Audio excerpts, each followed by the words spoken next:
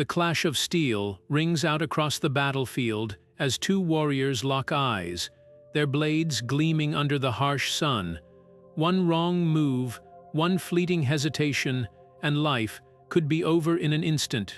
This is the world of the samurai, where honor and skill meant the difference between glory and death.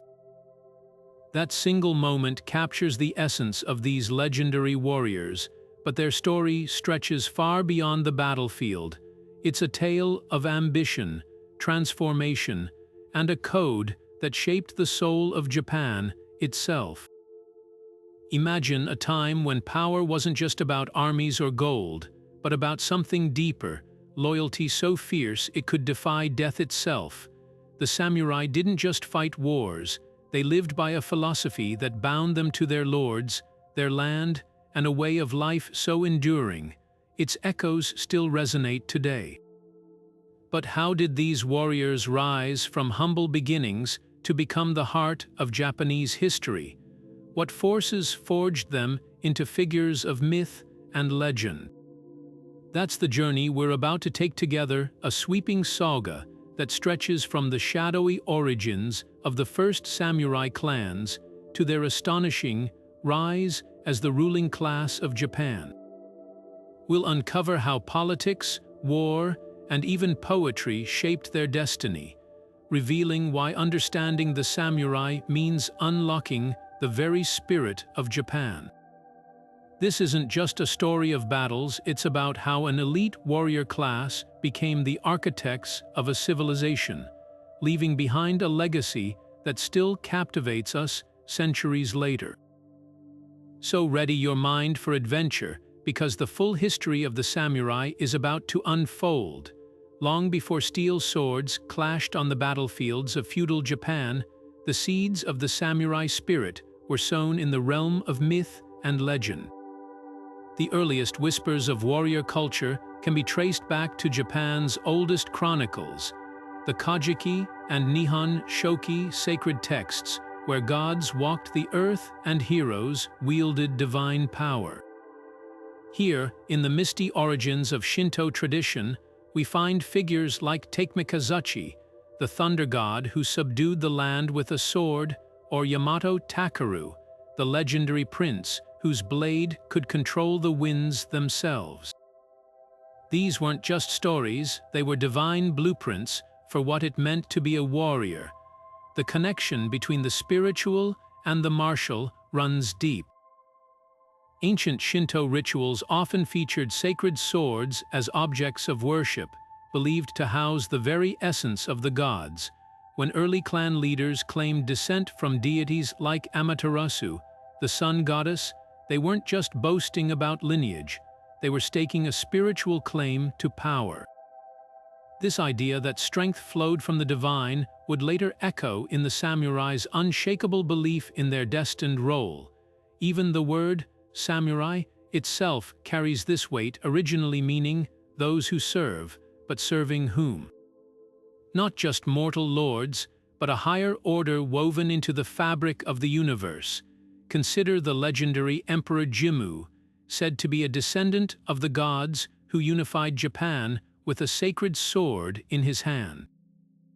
His myth wasn't merely a tale of conquest, it established a template.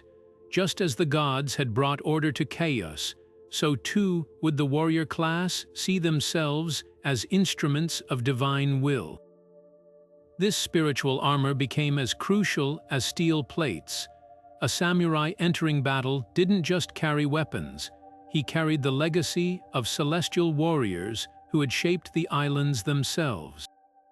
The shrines where these stories were told became training grounds for the soul, where young warriors learned that their swords were more than tools, they were extensions of a sacred tradition. What's fascinating is how these ancient myths didn't just inspire, they provided practical legitimacy. When powerful families like the Minamoto or Terror rose to prominence centuries later, they traced their authority back to these divine roots.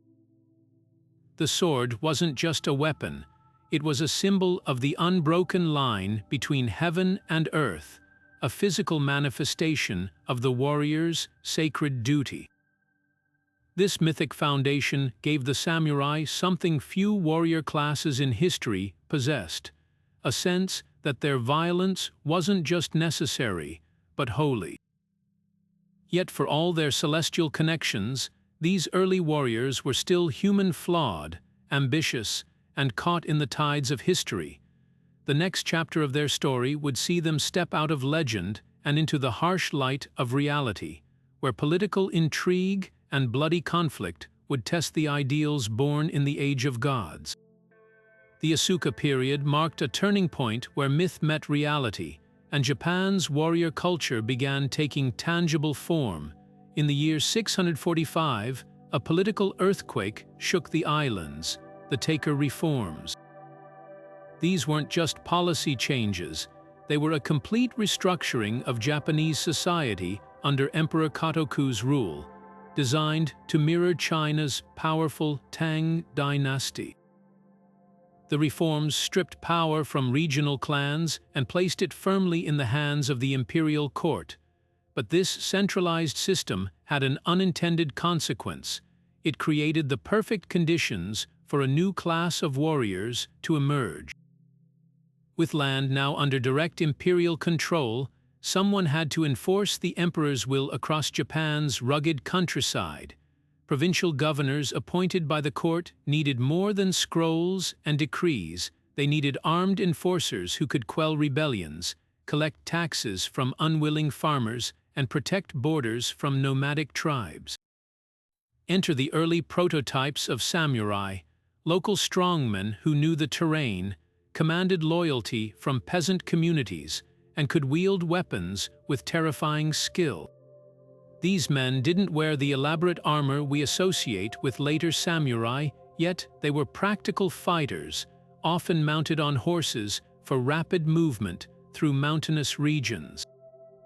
The reforms also introduced something revolutionary, a system where merit could outweigh birthright. While aristocracy still held power, military service became a viable path to influence. Ambitious young men from lesser noble families realized that skill with a bow or sword might earn them land grants and court titles. This was the crack in the door that would eventually swing wide open, the idea that martial prowess could translate into political power. Land distribution policies added fuel to this transformation. As the government parceled out territories to loyal supporters, these estates required protection from bandits, rival clans, and even imperial tax collectors. Wealthy landowners began maintaining private armed forces, blurring the line between civil administration and military power. Some historians point to the late 7th century conflicts with the Emishi people in northern Japan as a crucial testing ground. The imperial army, struggling against these fierce indigenous warriors, increasingly relied on local fighters who understood guerrilla tactics, foreshadowing the specialized warrior class to come. What made this period truly pivotal was how it wove together three threads: imperial ambition, territorial control, and martial necessity. Unlike the warrior monks who served religious institutions or the palace guards of earlier eras, these provincial enforcers developed a distinct identity tied to the land they protected. Their loyalty wasn't just to abstract ideals, it was to the soil beneath their feet and the communities they defended. This grounded sense of duty would eventually crystallize into Bushido, the famed samurai code, but its roots stretched back to these practical men of the Asuka period who stood where the emperor's law met the realities of daily survival. The stage was now set for a seismic shift. As the imperial court's control wavered in the coming centuries, these scattered bands of armed retainers would evolve from provincial enforcers into the most powerful political force Japan had ever seen. But that transformation would require wars, betrayals, and the rise of families whose names would echo through history: the Minamoto, the Terra, and others who would turn military service into dynastic destiny. By the Nara period, Japan's imperial court had crafted a military system as meticulously organized as its bureaucracy, but cracks were already forming in this grand design. The central government established the Kande system, drafting peasants into regional militias to serve as soldiers for fixed terms. On paper, it was efficient. Every able-bodied man in certain provinces could be called up, trained, and armed with bows, swords, and spears at the state's expense.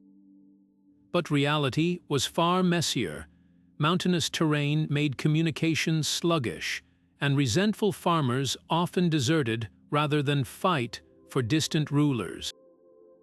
The court's solution: lean harder on local strongmen who already commanded respect and weapons in their communities. This shift birthed a crucial distinction.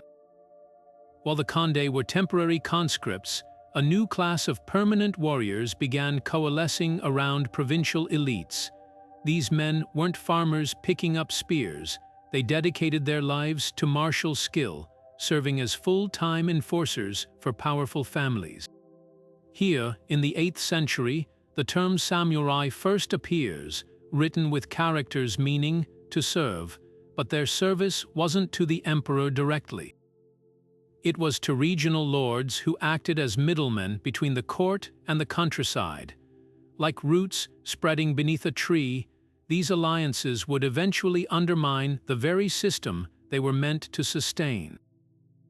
The Todai temple's construction offers a revealing snapshot. When the colossal Buddha statue was erected in the mid-700s, the government didn't rely on conscripts to protect shipments of bronze and gold. Instead, they hired private armed guards from clans like the Otomo and Siki, families with combat experience and loyal followings. These weren't just mercenaries, they were proto-samurai, leveraging military expertise into political capital. The court paid them not with coins, but with the currency that truly mattered: land. Grants of tax-free estates gave these clans economic independence, allowing them to arm more retainers and deepen their local influence. Geography accelerated this transformation. In frontier regions like Kyushu and the Tohoku North, imperial control was always tenuous. When skirmishes with the Emishi tribes flared up, the court's conscript armies floundered. Their rigid formations, copied from Chinese manuals, were useless against hit-and-run tactics in dense forests. But the Wu clan's local families, who'd spent generations fighting these battles, knew better. They fought on horseback with composite bows, mastering the fluid warfare that would later define samurai combat. Each victory made them more indispensable, and with indispensability came bargaining power. By the late Nara period, some provincial warlords had accumulated so much authority that they essentially governed autonomously, their private armies dwarfing the official garrisons. A telling detail survives in the Shoku Nihongi, an official chronicle from 797. It describes a rebellion in Mutsu province, where government troops refused to fight until local warriors led the charge. The message was clear: the emperor's men no longer held a monopoly on violence. When the capital needed to quell unrest in the 9th century, it didn't send bureaucrats. It contracted the job to clans like the Fujiwara's warrior branches. These were the early makings of a feudal system where loyalty flowed vertically from fighter to lord rather than horizontally to the state. The stage was set for Japan's warrior class to stop serving the system and start shaping it. The true turning point came when two forces collided: the weakening of central authority under Emperor Kanmu's successors, and the rise of landholding temples that needed protection. As the court's tax revenues dwindled, ambitious clans realized that swords could claim what decrees no longer guaranteed.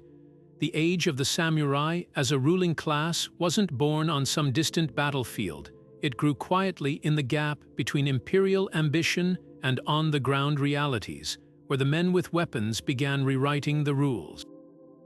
The Heian period dawned with Japan's imperial court at its zenith, a glittering world of poetry, art, and refined politics, where aristocrats like the Fujiwara clan pulled the strings of power from behind silk screens.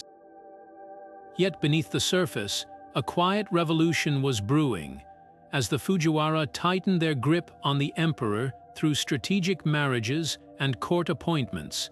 Their obsession with Kyoto's intrigues left the provinces neglected. This wasn't just political oversight, it was the crack through which the samurai would rise. Without strong central oversight, regional landowners faced a stark choice: defend their estates themselves or lose everything. Bandits roamed unchecked, rival clans encroached on fertile valleys, and tax collectors demanded impossible sums. The solution: private armies. Wealthy estate holders began retaining skilled fighters full-time, offering land or privileges in exchange for protection. These weren't the emperor's conscripts, they were men bound by personal loyalty to their lords, forging relationships that would define feudal Japan for centuries. The bushi, as they came to be known, were more than mercenaries. They were the beginning of a warrior aristocracy. The Fujiwara's own actions accelerated this shift. To maintain control over distant provinces, they appointed governors from allied families, many of whom brought their own armed retainers. At first, these warriors served as escorts for tax shipments or enforcers during disputes. But as governors grew complacent, delegating more authority to their subordinates, a dangerous pattern emerged. Men like Tara no Masakado, a low-ranking official turned rebel leader in the 1030s, realized something revolutionary.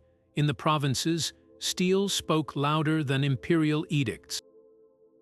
When Masakado declared himself new emperor in the Kanto region, it wasn't just rebellion. It exposed how fragile the court's power had become beyond Kyoto's perfumed halls. Meanwhile, another force was arming itself: Buddhist monasteries. To protect their vast landholdings, temples like Enryoku-ji and Kafuku-ji trained warrior monks, creating hybrid armies of spirituality and violence. When these monastic forces clashed with provincial warriors, it blurred the line between sacred and secular power even further. The Genpei War seeds were being sown, not in some grand battle, but in countless local conflicts where the old order kept conceding ground to men with swords. What made this transformation irreversible was the rise of the Shun system. These tax-immune private estates became the economic engines of warlord power. As more land slipped from imperial control into the hands of warrior-backed landowners, the court's revenue, and thus its authority, shriveled. A telling moment came in the 1150s, when Fujiwara no Yorinaga attempted to reclaim power by mobilizing the capital's nobility against the warrior clans. It failed catastrophically. The aristocrats, accustomed to composing waka poetry rather than drawing bows, were no match for the hardened provincial fighters. By the late Heian period, the political landscape had inverted. The Fujiwara still held court titles, but real power flowed to men like Minamoto no Yoshi, whose military exploits earned him the nickname Hachiman Taro, the god of war's chosen champion. When Emperor Shirakawa famously remarked that only three things didn't obey him: the waters of the Kamo River, the dice at Sugoroku Games, and the warrior monks, he might well have added a fourth: the rising samurai class. These warriors no longer merely enforced the rules, they were rewriting them, forging a new Japan where the sword would eventually eclipse the scroll. The transformation from scattered provincial enforcers to a unified warrior class didn't happen overnight. It emerged from the crucible of Japan's changing landscape, where survival demanded more than just brute strength. The bushi, as these warriors became known, were a product of necessity, geography, and the slow crystallization of a culture that would redefine Japanese society.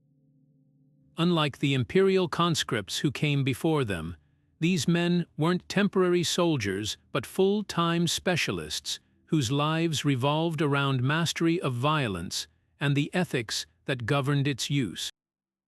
Horseback archery became the hallmark of their identity.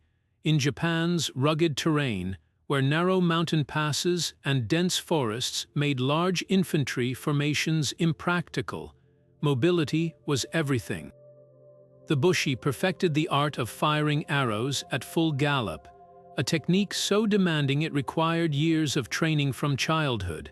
Clan lords maintained sprawling stables and practice grounds, where young warriors honed their skills in yabusome, ritualized archery, performed while riding at breakneck speeds. This wasn't just military training. It was a way of life that bred a new kind of aristocracy, one where status flowed from skill rather than birthright alone. But weapons alone didn't define them. What set the bushi apart was the emergence of Bushido's early principles, though the formal code wouldn't be articulated for centuries. The concept of jiri, duty bound warriors to their lords in relationships deeper than mere employment. A retainer didn't just fight for pay, he staked his honor on absolute loyalty, even at the cost of his life. Tales like that of Minamoto no Yoshitsune's faithful companion Benkei, who allegedly died standing to protect his lord's retreat, weren't just stories, they were moral templates. When a bushi pledged service, his word became his identity, creating bonds that often outlasted political alliances. Clan identity became another pillar. In the absence of strong central authority, warriors organized around familial ties and regional affiliations. The Tara and Minamoto clans weren't just military factions, they were sprawling networks of blood relations, marriage alliances, and sworn retainers. A warrior introduced himself not by his personal achievements but by his lineage. "I am Watanabe no Tsuna," of the Seiwa Genji line, a declaration that situated him within a web of obligations and rivalries stretching back generations. Heraldry flourished during this period, with distinct armor designs, banners, and even arrow fletchings serving as mobile advertisements of clan loyalty. Land ownership cemented this emerging class. Unlike the conscripted peasants of earlier eras, the bushi derived power from controlling territory. The Shun system allowed successful warriors to amass estates that functioned as semi-independent fiefdoms. On these lands, they built fortified homes called yashiki, not just as residences but as symbols of authority. A lord's ability to protect his peasants from bandits or rival clans determined his standing, creating a feedback loop where military prowess begat economic power, which in turn funded larger warrior bands. The bushi also developed unique social customs that set them apart from the court nobility. While Kyoto's aristocrats measured status by poetic skill and court rank, warriors valued practical arts, swordsmanship, strategy, and even early sumo wrestling, as tests of physical and mental fortitude. Their gatherings weren't perfumed poetry contests but raucous affairs where men demonstrated martial skills and exchanged war stories. Even their spirituality differed. While the nobility favored esoteric Buddhism, warriors often worshipped Hachiman, the god of war, or local kami believed to grant protection in battle. Perhaps the most telling evolution was in their weapons. The curved takai sword, precursor to the katana, became more than a tool, it was a soul. Swordsmithing families like the Iwataguchi and Yamato schools rose to prominence, their blades reputed to hold supernatural qualities. Legends spoke of swords that could cut through boulders or summon winds, blurring the line between weapon and sacred object. When a bushi drew his blade, he wasn't just holding metal, he was wielding centuries of craft, superstition, and identity. This period also saw the birth of Japan's first true military manuals, like the Heiho Kaden Sho, which codified archery techniques and battlefield strategies. Knowledge became another form of power, passed down in secret scrolls from master to disciple. A warrior's education now encompassed not just physical training, but also tactics, horsemanship, and the subtle arts of maintaining armor, skills that collectively transformed fighting from a job into a hereditary profession. By the late Heian period, these elements, martial specialization, clan loyalty, land-based power, and cultural distinctiveness, had coalesced into something unprecedented. The bushi weren't just soldiers, they were a self-aware class with their own values, aesthetics, and political aspirations. When the Genpei War erupted in the 1280s, it wouldn't be a conflict between emperor and rebel, but between two fully realized warrior societies battling for supremacy. The age of the samurai as Japan's rulers had dawned, not because they seized power in a single violent coup, but because they had spent centuries becoming indispensable and then inevitable.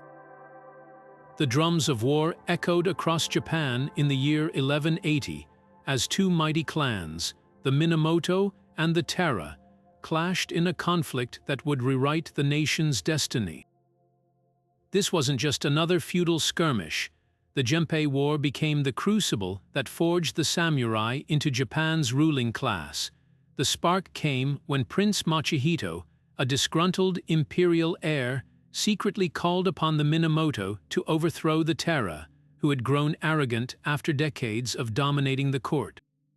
What followed was 5 years of brutal warfare that exposed the fatal flaw in the old aristocracy's power. Without the loyalty of hardened warriors, even the mightiest political dynasty could crumble overnight. The Taira had once been unstoppable. Under Taira no Kiyomori, they'd married into the imperial family, controlled key government posts, and amassed wealth that made Kyoto's nobles seethe with envy. But their downfall began when they underestimated the provincial Minamoto, whom they'd exiled and disarmed after a failed rebellion years earlier. The Minamoto's resurgence under leaders like Yoritomo and Yoshitsune revealed a seismic shift. This was no longer a world where courtly connections guaranteed victory. Battles like Yuji in 1180 showed the terrifying effectiveness of the Minamoto's guerrilla tactics, where horse archers used terrain and deception to humiliate the Taira's traditional forces. Then came the legendary clash at Kurikara in 1183, a masterclass in psychological warfare. Minamoto no Yoshinaka lured the Taira army into a narrow mountain pass, where his fighters set ablaze hundreds of torches tied to oxen, stampeding the terrified animals downhill under cover of darkness. The Taira, trapped between flames and sheer cliffs, were slaughtered en masse. It was a turning point that proved the old ways of aristocratic warfare were obsolete. No longer could prestige alone command loyalty. Only leaders who understood the realities of combat could inspire men to face death. The war's climax at Dan no Yura in 1185 was even more dramatic. The Taira's last stand unfolded on the swirling currents of the Shimonoseki Strait, where the Minamoto exploited tidal patterns to encircle their foes. Arrows blackened the sky as warriors grappled on the decks of swaying ships. When the tide turned, so too did the fate of Japan. The child Emperor Antoku, grandson of Taira no Kiyomori, drowned in his grandmother's arms as she plunged into the depths rather than surrender.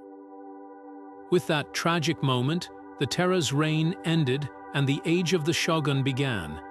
What made the Genpei War revolutionary wasn't just its violence, but its aftermath. Minamoto no Yoritomo didn't march to Kyoto to join the aristocracy. He created a parallel government in Kamakura, run by and for warriors. The Kamakura Shogunate formalized what the war had proven. Real power now flowed from the edge of a sword, not the stroke of a courtier's brush. Loyal samurai received land grants, judicial authority, and titles that made them the new nobility. The imperial court remained, but as a figurehead, Japan's soul now belonged to the men who'd fought for it valley by valley, life by life. This seismic shift birthed customs we now associate with samurai culture. Ritual suicide by disembowelment, later known as seppuku, entered the historical record when defeated Terra warriors chose death over capture. The first written accounts of Bushido's ideals emerged from chronicles like the Heike Monogatari, which immortalized tales of loyalty, sacrifice, and poetic last stands. Even the katana's iconic curvature evolved during this period, as smiths designed blades better suited for close-quarters combat on foot rather than horseback archery. But perhaps the war's most enduring legacy was psychological. After Genpei, every ambitious clan understood that power wasn't inherited, it was seized. The shogunate system Yoritomo created would dominate Japan for nearly 700 years, proving that the true victors weren't just the Minamoto, but the samurai class itself. They'd transitioned from hired blades to architects of history, setting a precedent where military might didn't just support the government, it became the government. The chrysanthemum throne still bloomed, but henceforth it grew in the shadow of the sword. Minamoto no Yoritomo didn't just win a war, he rewrote the rules of power in Japan forever. When he established the Kamakura Shogunate in 1192, it wasn't merely a change of leadership, it was the birth of an entirely new political order. For the first time, the emperor became a symbolic figurehead, while real authority rested with the shogun, a military dictator drawn from the samurai class. Yoritomo's genius lay in understanding that victory on the battlefield meant nothing without systems to cement loyalty. So he built a government where every samurai's ambition aligned with his own, creating a pyramid of power that would endure for centuries. The shogunate's foundation was the Gokunin system, a network of land-for-service bonds that turned provincial warriors into stakeholders. Loyal retainers received stewardship over territories called Jito Shiki, granting them rights to collect taxes and administer justice. In exchange, they pledged military service when called. This wasn't just payment, it was a revolution in governance. Where aristocrats had once governed through inherited privilege, Yoritomo's samurai earned authority through merit and loyalty. A low-ranking warrior from the wilds of Kyushu could now rise to power based on his battlefield deeds, not his family's court connections. The message was clear. In the New Japan, the sword held more weight than the pedigree. Kamakura itself became a physical manifestation of this shift. While Kyoto's courtiers lounged in delicate pavilions, Yoritomo's capital was a rugged fortress city carved into the Kanto plains. Its buildings were functional, its streets designed for mustering troops, not hosting poetry contests. The shogun's administrative hub, the Mandakoro, operated with the efficiency of a military campaign, issuing decrees, settling land disputes, and tracking the complex web of obligations binding samurai to the regime. This was governance stripped of aristocratic pretense, built by warriors for warriors.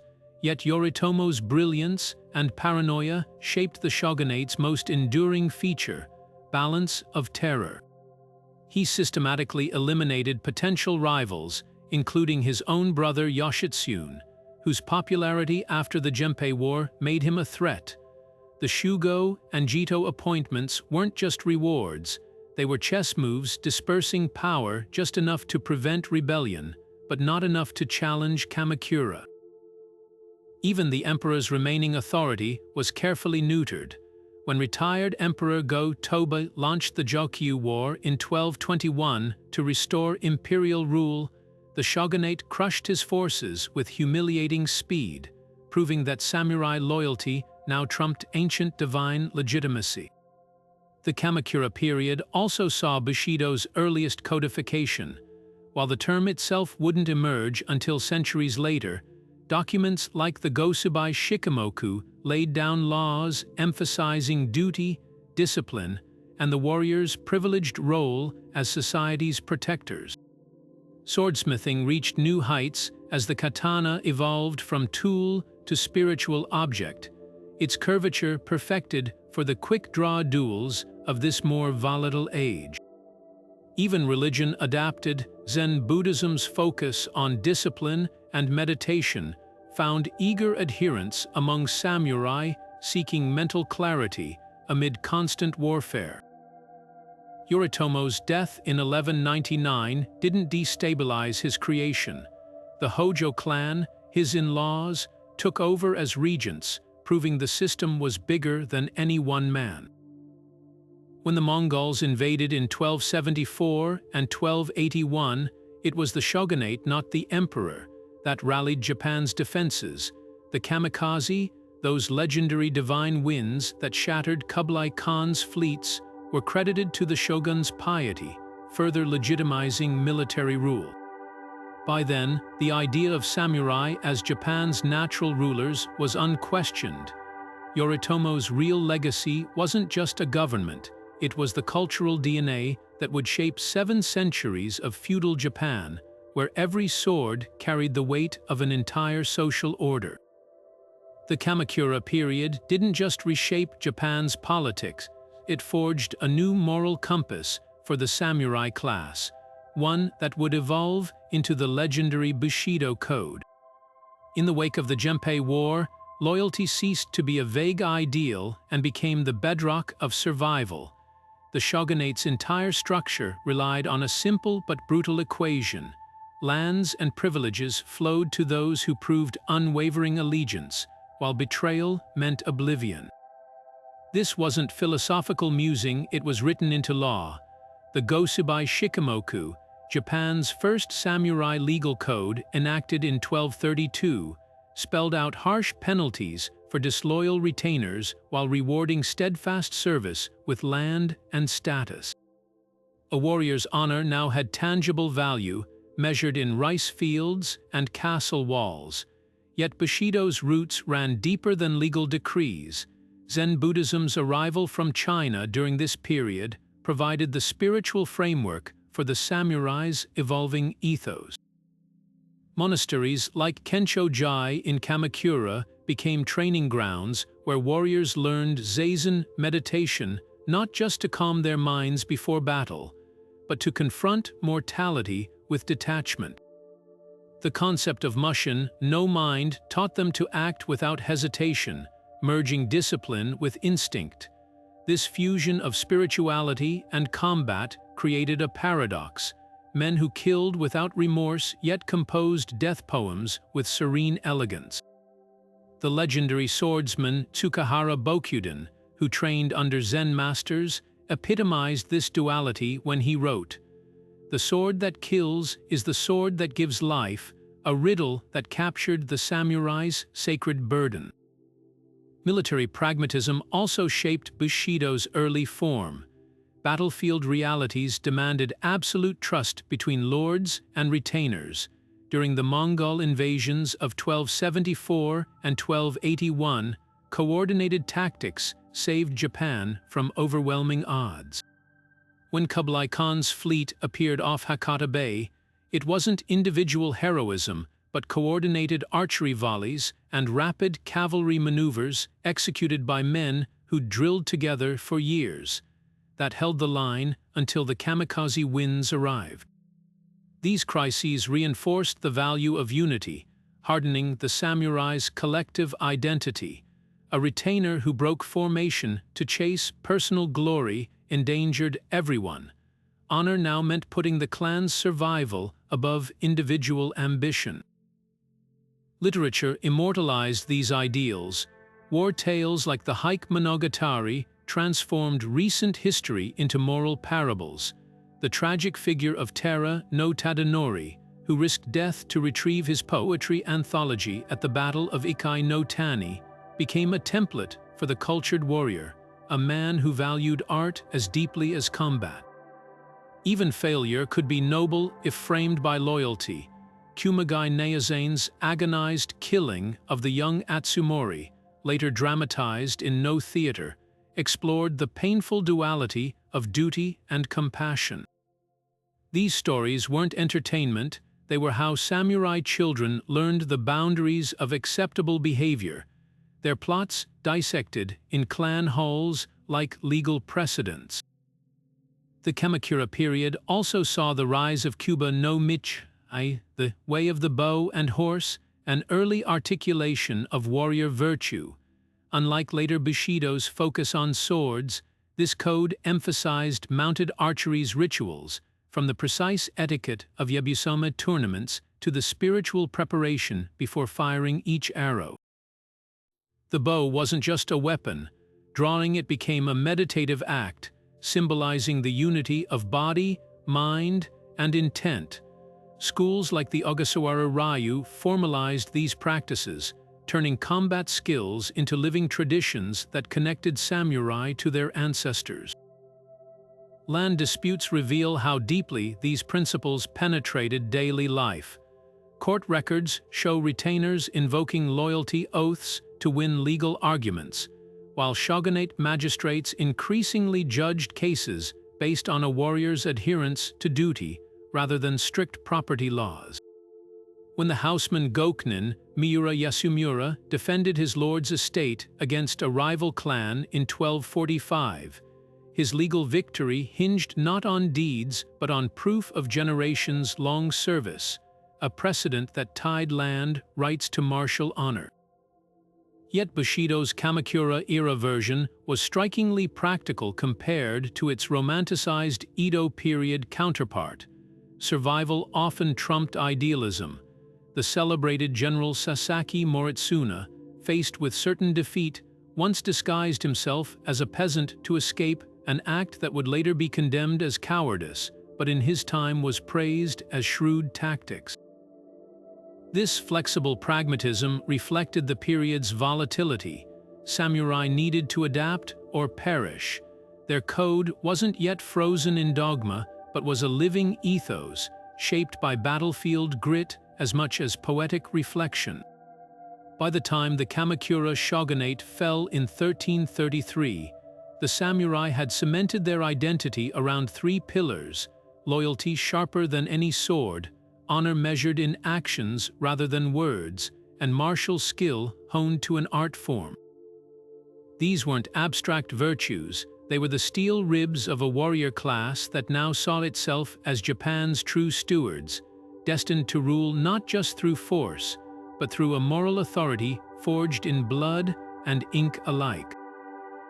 The year 1274 brought an existential threat unlike anything the samurai had faced before, not domestic rivals or imperial squabbles, but the full might of the Mongol Empire crashing against Japan's shores. Kublai Khan, grandson of Genghis and ruler of history's largest contiguous empire, sent 900 ships carrying nearly 40,000 troops to Hakata Bay. These weren't the individualistic warriors Japan knew.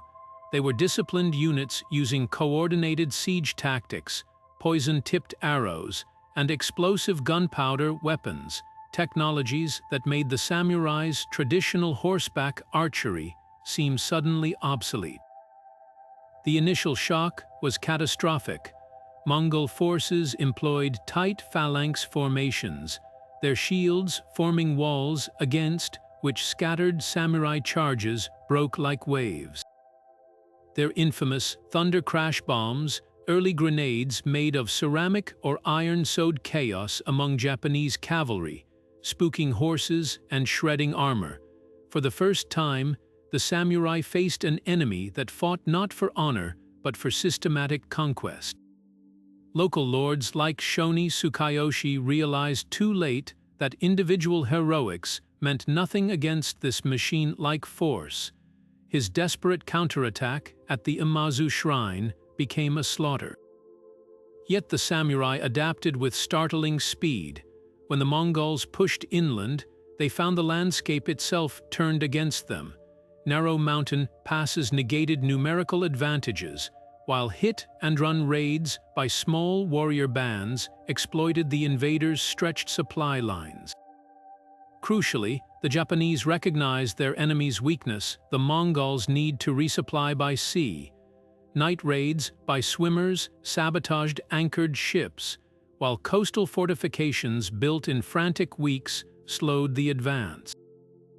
Then, as if the gods themselves intervened, a typhoon annihilated the Mongol fleet, a divine wind or kamikaze that entered national mythology, but the respite was temporary.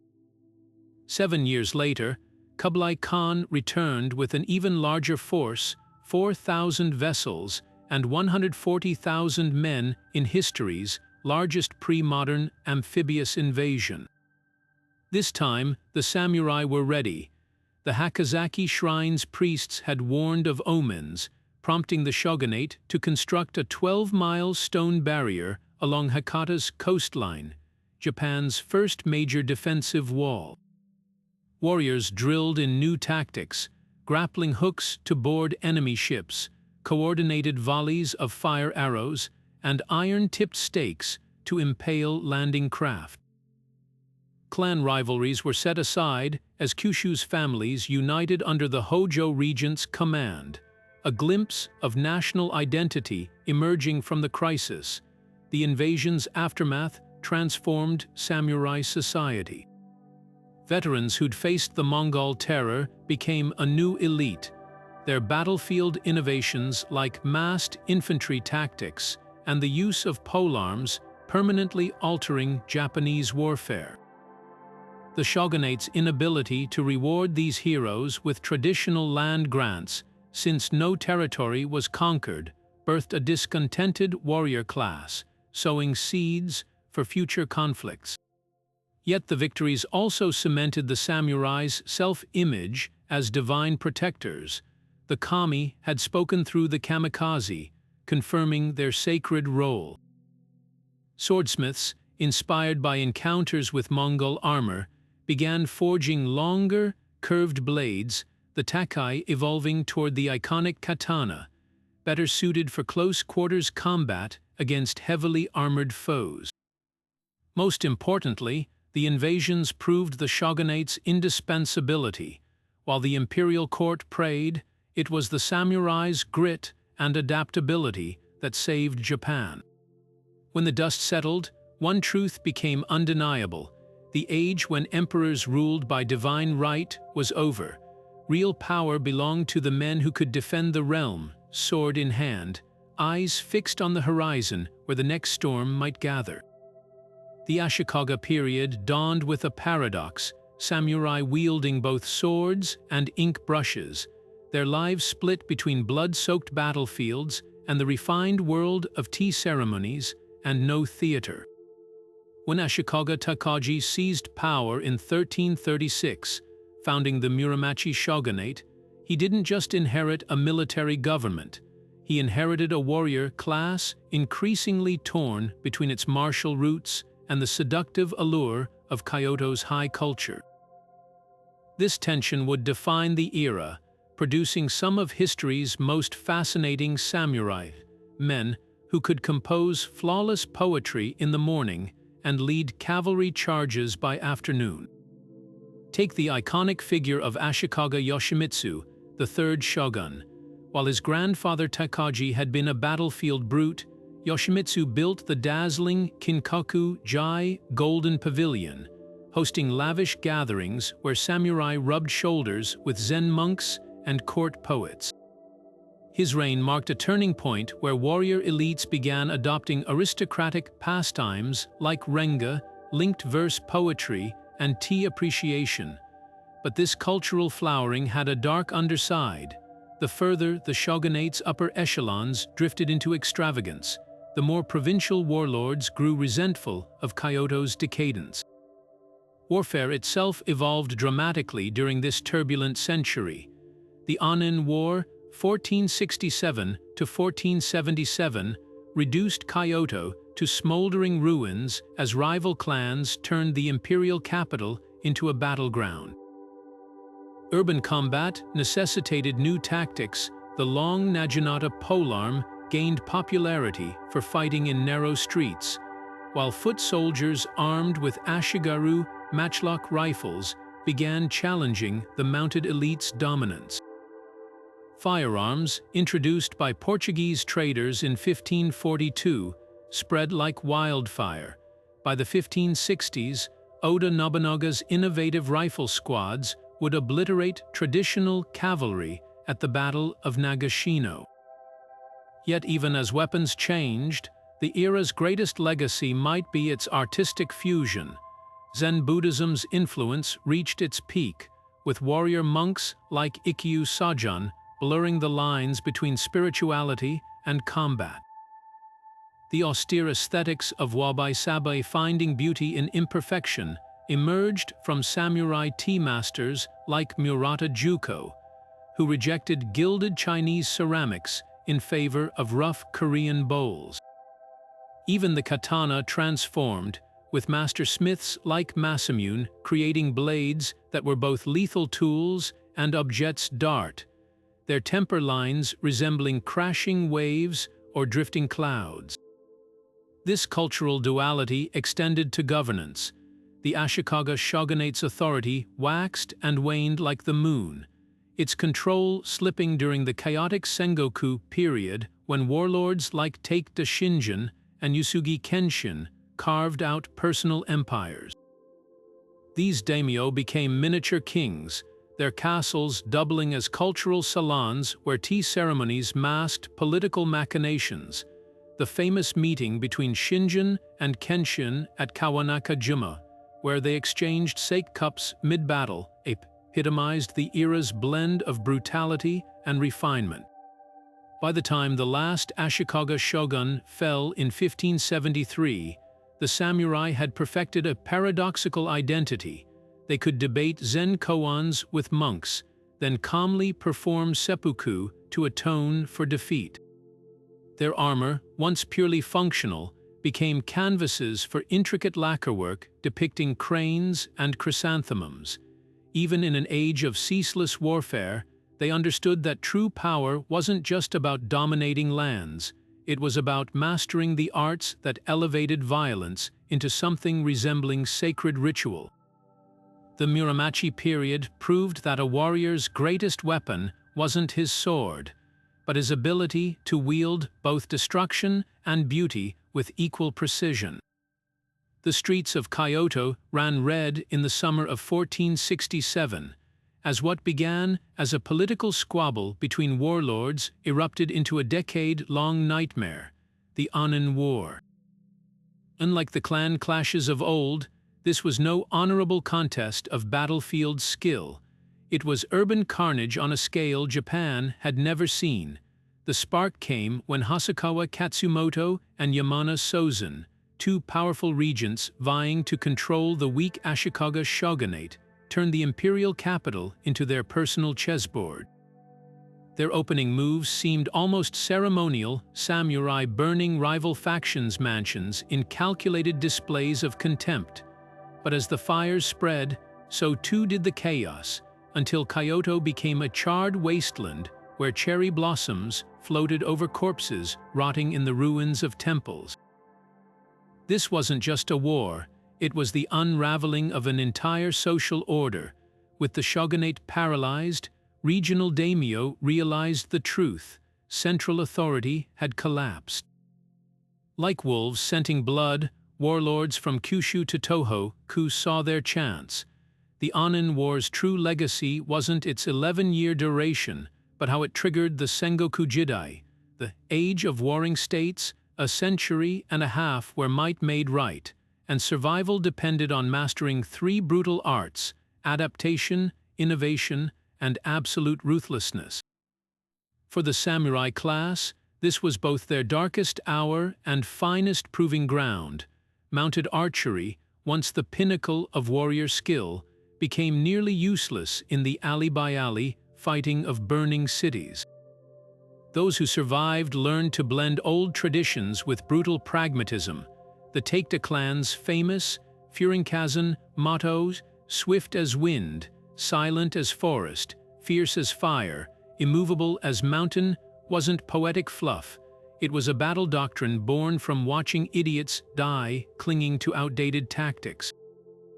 Young warriors trained not just in swordplay, but in sabotage, espionage, and the psychological warfare of night raids, where a single screaming horn could stampede an enemy camp into self-destruction. The weapons themselves evolved at breakneck speed. When Portuguese traders introduced matchlock rifles in 1542, the daimyo, who scoffed at these clumsy foreign tubes, soon choked on their pride quite literally, in the case of those mowed down by Oda Nobunaga's rifle corps at Nagashino. But even as firearms revolutionized warfare, the katana underwent its own renaissance. Swordsmiths like Muramosa created blades so lethally sharp they became feared as cursed, their temper lines shimmering like frost on a murderous winter morning. A daimyo's power was now measured not just in land, but in how many gunsmiths and swordsmiths he could shelter behind his castle walls. Castle design itself became a high-stakes science. The humble wooden forts of the past gave way to sprawling stone complexes like Heimji, with labyrinthine paths designed to funnel attackers into kill zones. A single misstep could doom an army, as Usugi Kenshin learned when his cavalry got trapped in the switchback passes of Taika Shingen's Kaizu Castle. These weren't just strongholds, they were three-dimensional chessboards where every stairwell and arrow slit was a potential death sentence. Yet amid the carnage, an unexpected cultural flowering took root. Daimyo like Imagawa Yoshimoto composed military codes blending Confucian ethics with cutthroat pragmatism. Let your peasants live in peace, so they may feed your wars. Tea ceremonies became covert strategy sessions, the ritualized pouring of matcha masking whispered alliances. Even the chaotic battlefield produced moments of startling nobility, like the legendary Salt Incident, where Taika Shingen, despite being at war with Usugi Kenshin, sent his rival Salt when Kenshin's traders were blockaded, a reminder that some samurai still saw war as a lethal art form rather than mere butchery. By the time the Onin War's embers cooled, Japan was unrecognizable. The old aristocracy had been devoured, their elegant court robes replaced by the practical armor of self-made warlords. What remained was a land where every village smithy might forge the next revolution in killing, where peasant boys could rise to command armies through sheer cunning, and where the samurai's survival now hinged not on serving lords, but on becoming lords themselves. The stage was set for three unrelenting figures: Oda Nobunaga, Toyotomi Hideyoshi, and Tokugawa Ieyasu, to emerge from the blood-soaked crucible and redefine what it meant to wield power. The earliest samurai warriors rode into battle looking radically different from the iconic images we recognize today. Their armor, called tanko, was crafted from iron plates laced together with leather, a design borrowed from 8th century Korean and Chinese styles. Bulky yet practical, it protected against straight sword strikes but left warriors vulnerable in the dense forests where early battles raged. Their primary weapon wasn't even a sword, it was the asymmetrical Yumi bow, standing taller than a man, designed for lethal accuracy from horseback. These archers could loose arrows at full gallop, their shots precise enough to pierce an enemy's eye slit at 50 paces. Everything changed with the Mongol invasions. When Kublai Khan's troops landed in 1274, their laminated leather armor shrugged off Japanese arrows like rain. Samurai quickly adapted, abandoning rigid tanko for the revolutionary yoroi armor constructed from hundreds of small lacquered scales laced with colorful silk cords. This wasn't just protection, it was mobile artistry. A suit could weigh 40 pounds yet allow fluid movement. Its sweeping shoulder guards sewed, deflecting arrows, while the face-masking Mempo helmet terrified foes. The Mongols' explosive grenades forced another innovation. Armorers began sewing chainmail between plates to cushion blast impacts, creating hybrid defenses unseen elsewhere in the medieval world. Swords underwent their own metamorphosis. The straight Chokuto blades of the Nara period, modeled after Chinese jian, proved brittle against Mongol armor. Smiths responded by developing the curved takai, its differential hardening creating a blade that could slash through leather and iron without shattering. By the 1500s, battlefield experience birthed the katana as we know it, shorter than the takai for close quarters fighting, worn edge up for lightning draws.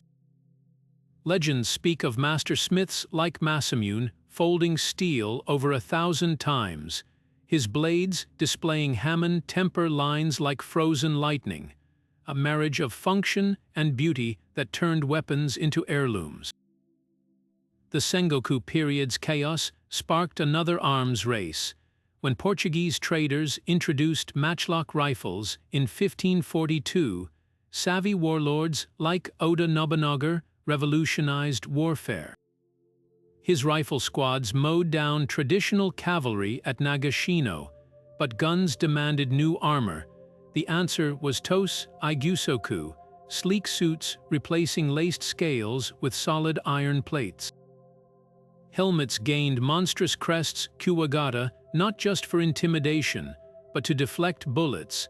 Some daimyo even wore tatami gusoku, folding armor compact enough to stash in a saddlebag, yet capable of stopping a musket ball at range. Yet the most fascinating evolution was psychological. A samurai's equipment became his identity. The wakizashi short sword wasn't just a backup weapon, it was the blade used for seppuku, making its craftsmanship a matter of spiritual preparation. Arrow quivers bore family crests, while armor-lacing colors declared allegiances across smoke-choked battlefields. Even the humble tanto dagger hid artistry, its hilt sometimes hollowed to hold poetry scrolls, a reminder that these were warriors who saw death as just another form of beauty. By the Edo period, when war gave way to ceremony, armor became more theater than protection. Suits like the Do Maru gleamed with gold lacquer and silk brocade, their exaggerated horned helmets designed for shogunal processions rather than combat. Katanas, now symbols of status rather than tools, grew longer and more ornate, yet their deadly edge remained, a silent promise that the samurai's warrior heart still beat beneath the polished veneer of peace. What began as practical adaptations to survival had become a visual language, telling 8 centuries of stories from the first arrow loosed on a misty plain to the last sword drawn before modernity swept the warriors away. Oda Nobunaga didn't just fight his enemies, he dismantled their entire worldview. In the chaotic swirl of the Sengoku period, where hundreds of warlords clung to tradition, this ruthless visionary saw a simple truth: victory favored those who embraced change without hesitation. His rise began in Ori province, a relatively minor domain, but what Nobunaga lacked in resources, he made up for in sheer audacity. At the Battle of Okezama in 1560, he demonstrated his signature style, defying convention to strike where least expected. Facing the vastly superior forces of Imagawa Yoshimoto, most samurai would have fortified their position or sought honorable death. Nobunaga instead launched a reckless lightning assault during a thunderstorm, his small force cutting through the enemy camp while Yoshimoto's troops celebrated premature victory.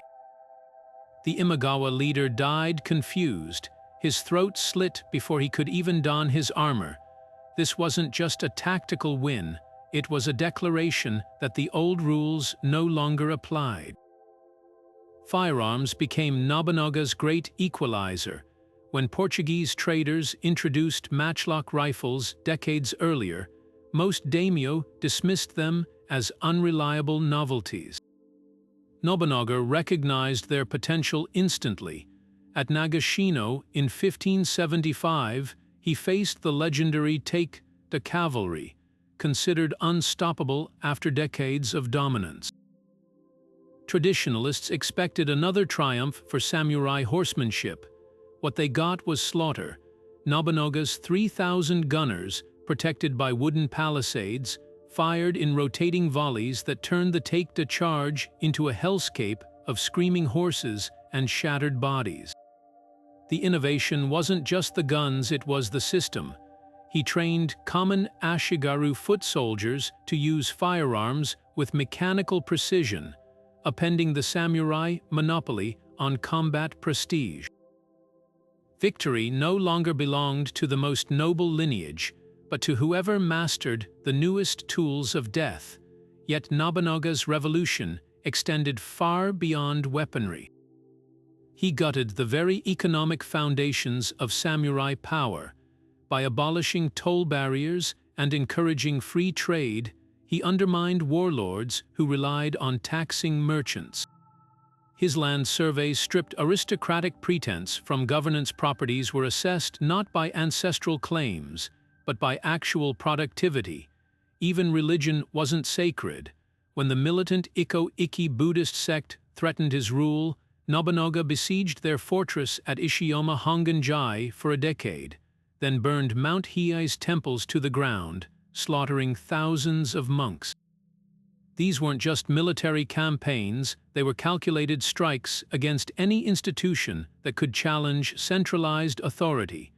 The Azuchi castle he built symbolized his philosophy, a towering stone fortress visible for miles, its uppermost floors decorated with lavish gold leaf and imported European art. Here was a warlord who embraced both the arquebus and the aesthetic, who understood that true power required dominating both the battlefield and the cultural narrative.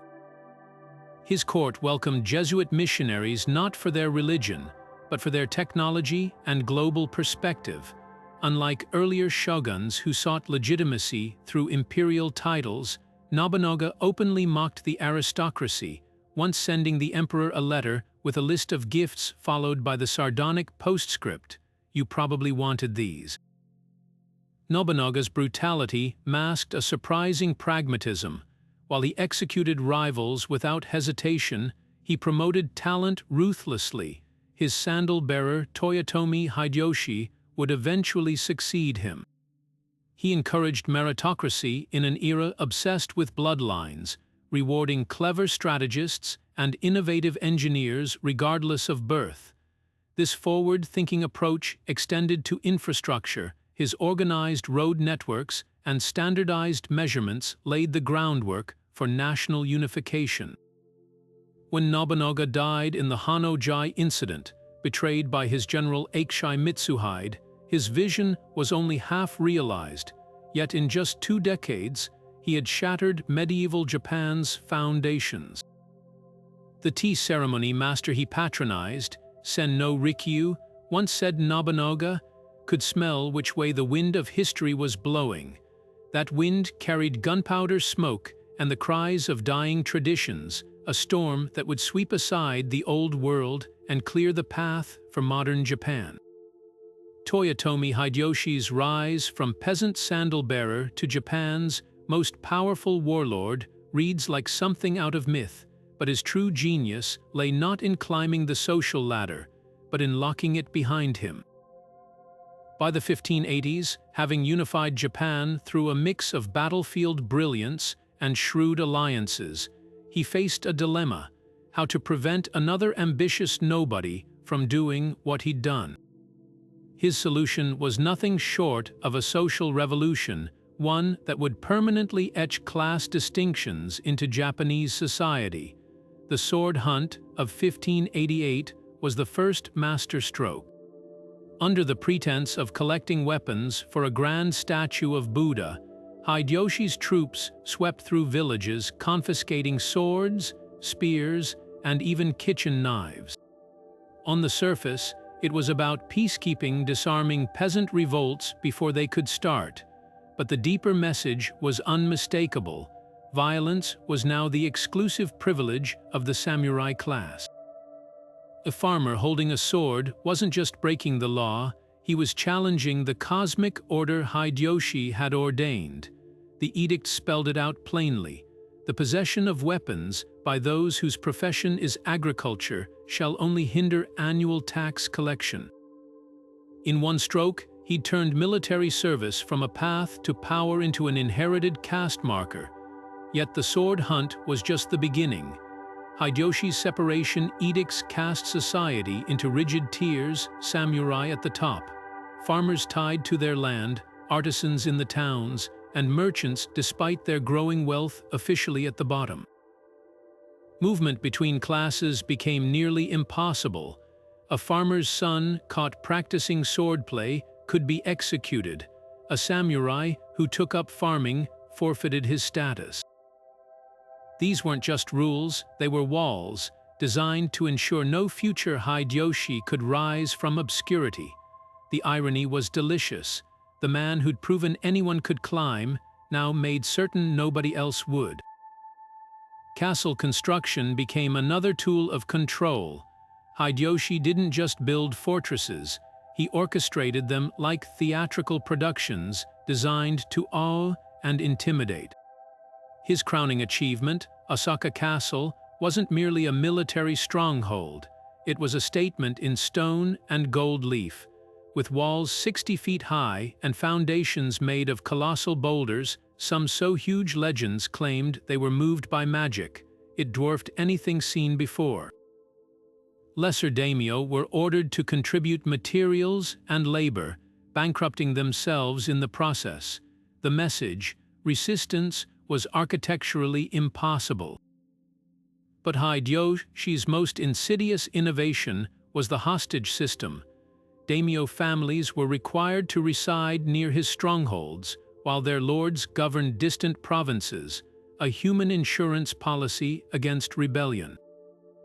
This practice, combined with land surveys that meticulously recorded every rice paddy's productivity, created a bureaucracy of control so thorough it would make modern dictators envious.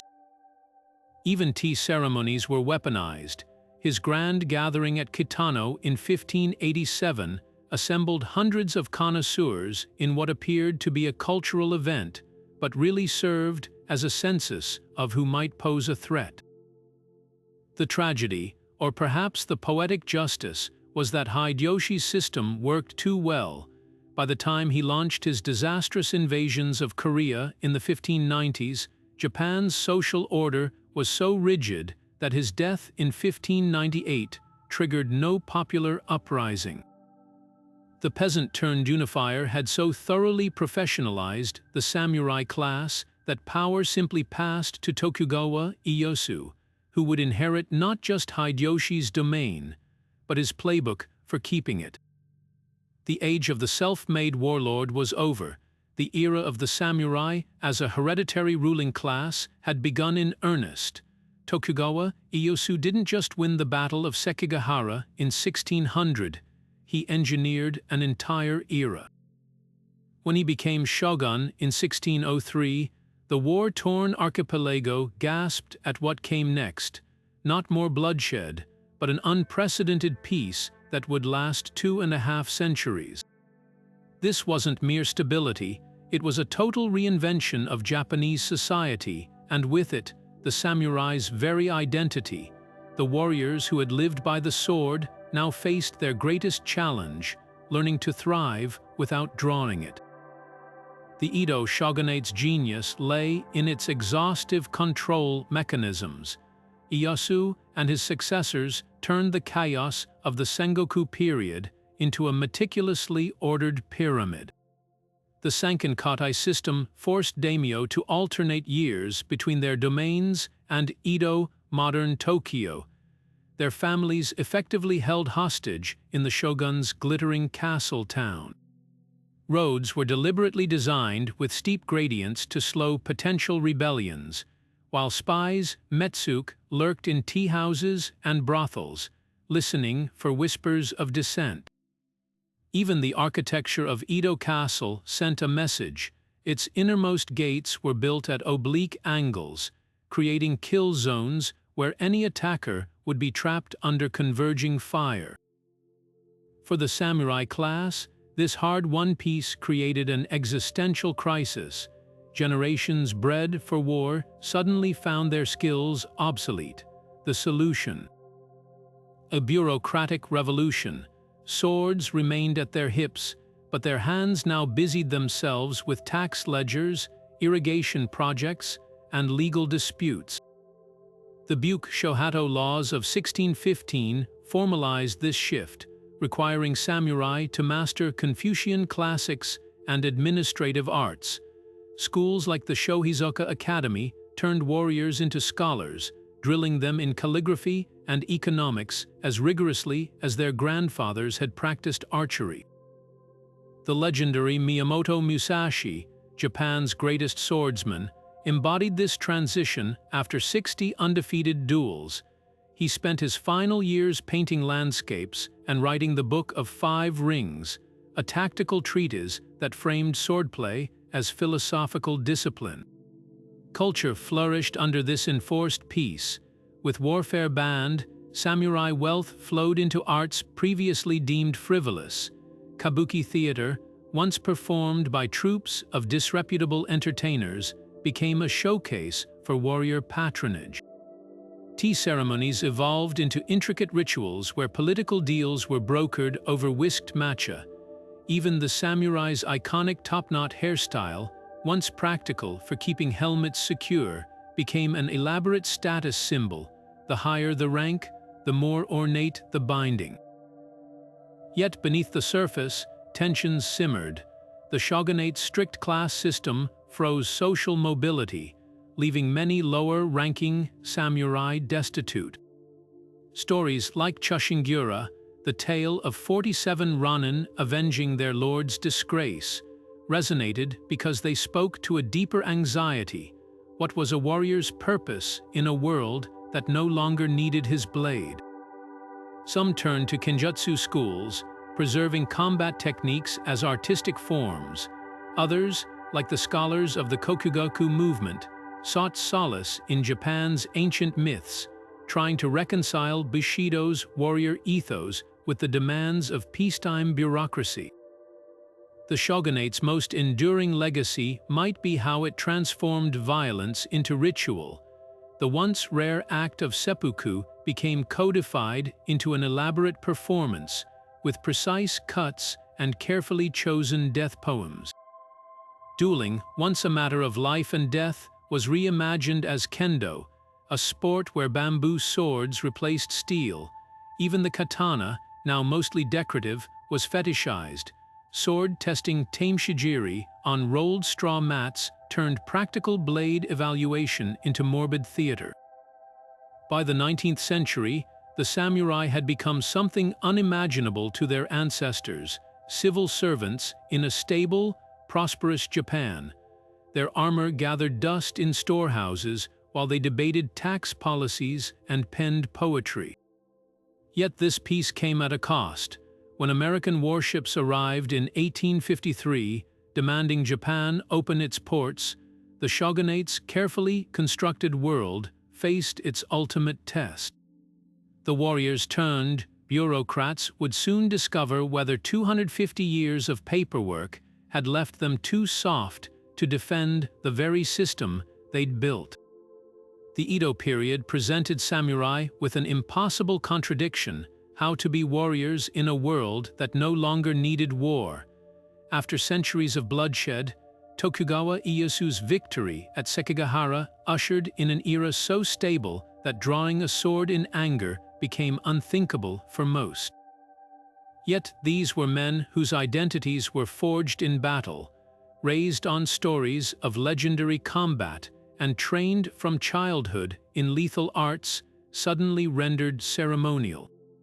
The result was a quiet crisis that transformed Bushido from a practical battlefield ethos into something far more complex, a spiritual anchor in a society where the sword had become more symbol than tool.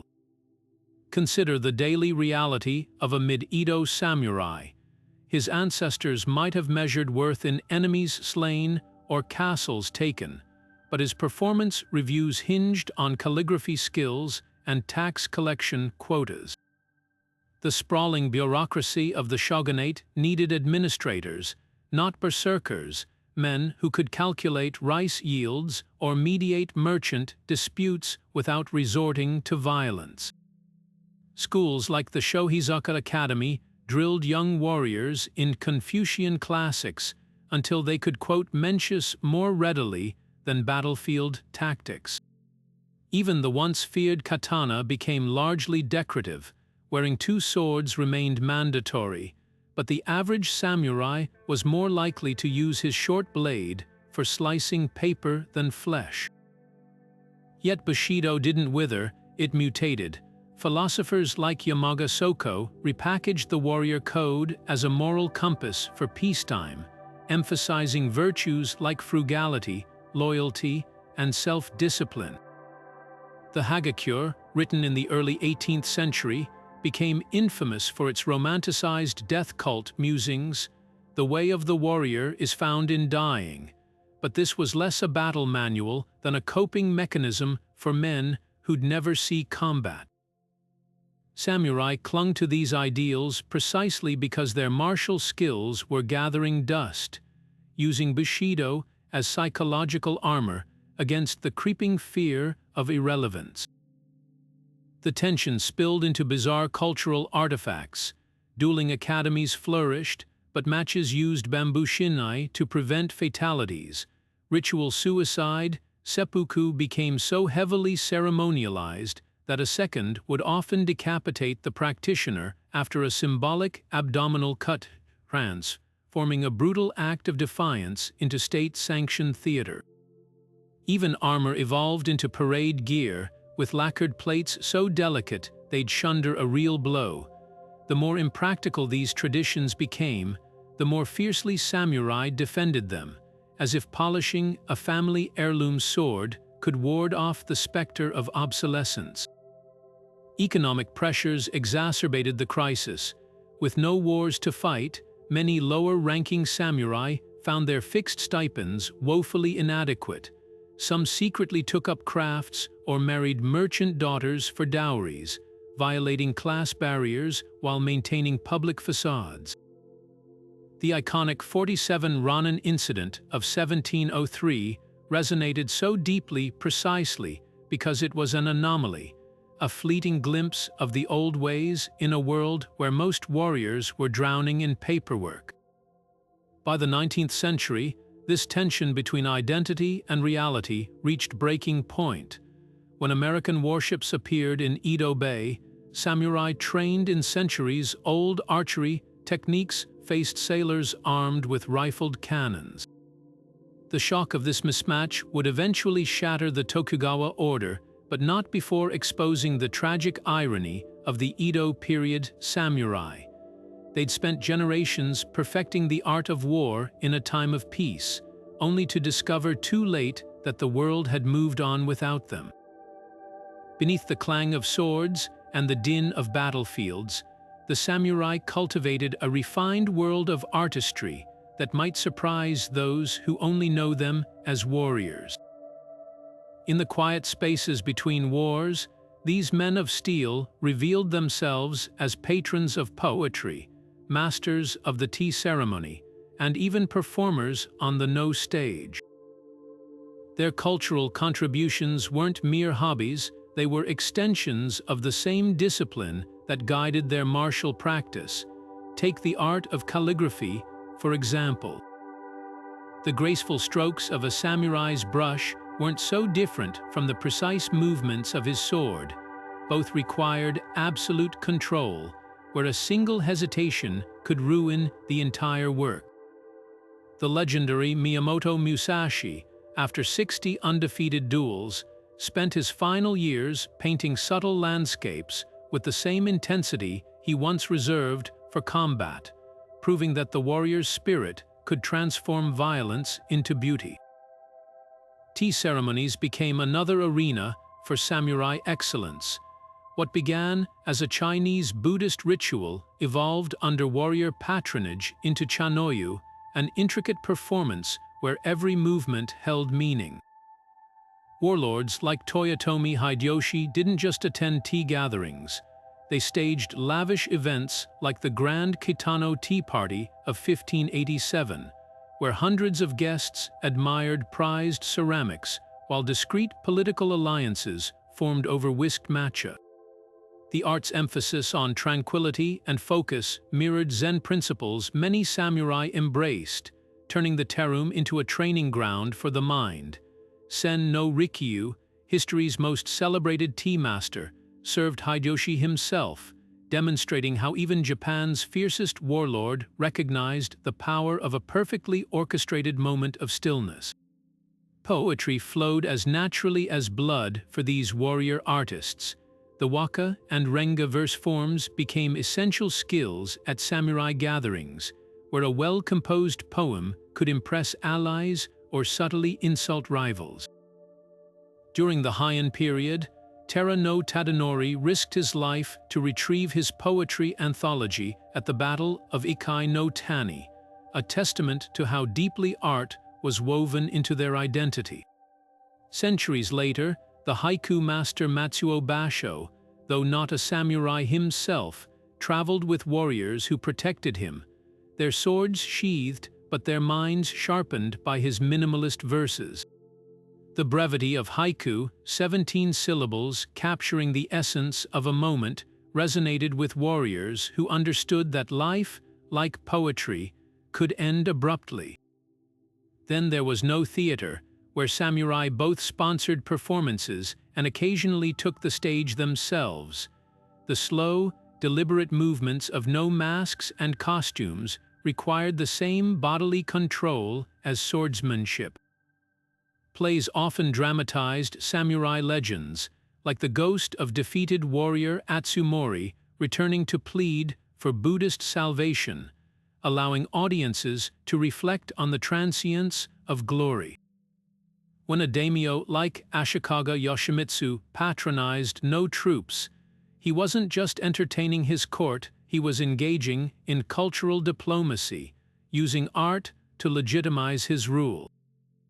Even the shogun Tokugawa Ieyasu, not known for his artistic flair, maintained a personal no-stage at Edo Castle, recognizing its power to shape collective memory. These artistic pursuits weren't contradictions to the samurai way, they were its completion. A warrior who could compose a poignant death poem before committing seppuku proved his mastery over fear. A tea master who arranged flowers with the same precision he once used to arrange battlefield formations demonstrated that discipline transcended context. The calligrapher whose brushstrokes flowed like sword cuts revealed that creativity and destruction were two sides of the same coin. In peacetime, the samurai didn't abandon their ethos. They deepened it, proving that true mastery wasn't just about taking life, but about understanding what made life worth living. Their legacy endures not only in battle chronicles, but in the delicate teacups, ink-smudged scrolls, and haunting no chants that still whisper their stories centuries later. The thunder of cannons echoed off the coast of Kagoshima in 1868, but these weren't foreign guns. They belonged to samurai warriors firing on their own government's modernized warships. This surreal moment captured the tragic irony of the Meiji Restoration. The very class that had ruled Japan for 7 centuries now found themselves attacking the future to preserve the past. When Emperor Meiji reclaimed power from the Tokugawa Shogunate, it wasn't just a political shift, it was a death sentence for the samurai way of life. The new regime's slogan, Fukoku Kyohei, rich country, strong army, made the priorities clear. Japan would modernize or face colonization, even if it meant discarding the warrior caste that had defined its identity. The speed of their obsolescence was breathtaking. In 1871, the new government banned swords in public, a symbolic decapitation of samurai privilege. 3 years later, the Heitere Edict finished the job, prohibiting all but military and police from carrying blades. Imagine the psychological shock for men whose souls were forged in the steel of ancestral katanas, now ordered to report to bureaucratic jobs in Western-style suits. Their once proud topknots, symbols of warrior status, were replaced by cropped haircuts as Japan raced to mimic European powers. The samurai's fixed stipends, already eroded by inflation, were converted to government bonds in 1876, transforming hereditary privilege into volatile investments that left many destitute overnight. Not all went quietly. The Satsuma Rebellion of 1877 became the last stand of traditional warrior values, led by the charismatic Seigo Takamori. Ironically, a key architect of the Meiji Restoration, nearly 40,000 disaffected samurai rose in revolt. Their tactics were poetic, facing imperial troops armed with Gatling guns and modern artillery. Seigo's forces charged with swords, some even carrying antique matchlock rifles. The rebellion's crushing defeat at Shiroyama, where Seigo committed seppuku rather than surrender, marked the violent end of an era. Yet even in failure, these rebels achieved mythic status. Seigo would later be pardoned posthumously and enshrined as a national hero, his bronze statue standing guard in Tokyo's Ueno Park. But the more fascinating story lies with the samurai who adapted. Many became unlikely architects of Japan's modernization, their administrative talents repurposed for building railroads and founding universities. The famed Okubo Toshimichi, another former Satsuma samurai, helped create Japan's first modern police force. Others became captains of industry. The Mitsubishi Zaibatsu traces its roots to samurai turned shipping magnates. Even Bushido didn't perish. It was reborn as a moral code for all Japanese citizens, repackaged in school textbooks and military training manuals. The warrior spirit that once served feudal lords now fueled national ambition, driving Japan to defeat Russia in 1905, an unthinkable victory that proved a nation of former samurai could outfight European empires. In the end, the samurai's greatest legacy wasn't their swords or armor, but their ability to transform. Some died clinging to tradition, while others helped build the modern world. Their story serves as a powerful reminder that even the most entrenched systems must evolve or vanish, a lesson etched not in steel, but in the pages of history. The spirit of the samurai didn't vanish with the Meiji Restoration. It merely shape-shifted, embedding itself into the DNA of modern Japan. When Emperor Meiji dismantled the warrior class, their ethos of loyalty, discipline, and relentless self-improvement found new life in unexpected places. Take the Imperial Japanese military, which distilled Bushido into a ferocious national ideology. The 1882 imperial rescript to soldiers and sailors didn't just outline duty, it invoked samurai ghosts, demanding unquestioning obedience worthy of a daimyo's retainers. Young conscripts were taught that death in service was as honorable as a warrior's seppuku, a mindset that reached its tragic apex in World War II kamikaze pilots, whose suicide attacks echoed the suicidal charges at Shiroyama. Even the military's infamous Gyokuse, shattered jewel, tactics, last stands where units fought to annihilation were less strategic decisions than cultural reflexes, bleed through from the age of warring states. Corporate Japan became another unlikely heir to samurai values. The post-war economic miracle saw salarymen reframed as modern-day warriors, their battlegrounds the trading floors and factory lines of companies like Toyota and Mitsubishi.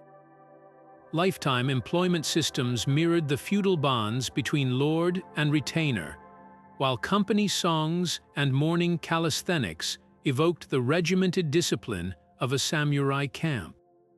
Executives spoke of market conquests with the gravity of battlefield reports, and the term Shein employee carried echoes of Keirai retainer. When Panasonic founder Konosuke Matsushita credited his success to Bushido management, he wasn't being metaphorical. His leadership manual emphasized loyalty to the corporate clan over individualism, with quality control framed as a moral duty akin to sword maintenance. Martial arts dojos became living museums of samurai tradition, though their purpose transformed dramatically. Kendo, derived from kenjutsu sword techniques, was standardized in the 1920s as a spiritual exercise rather than combat training. The bamboo shin, replaced steel blades, but practitioners still bowed to shrines of legendary swordsmen, their matches beginning and ending with ritualized etiquette. Judo's founder, Kano Jigoro, explicitly framed throws and pins as mutual welfare rather than violence, repackaging samurai grappling arts for a peaceful society.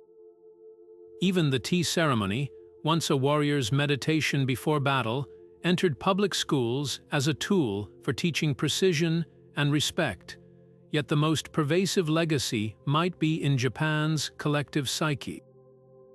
The phrase Ikiban, number one, drives everything from baseball teams to tech R&D, a secularized version of the samurai's relentless pursuit of mastery.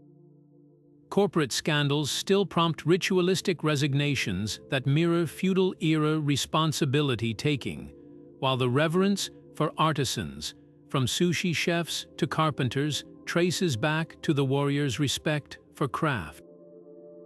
When a Shinkansen conductor pauses to bow before departing the platform, or a Tokyo shopkeeper meticulously folds a package, they're channeling the same attention to detail that once ensured a katana's edge could split a falling silk scarf.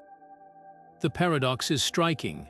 A class formerly abolished in the 19th century now permeates modern life as ethos rather than occupation.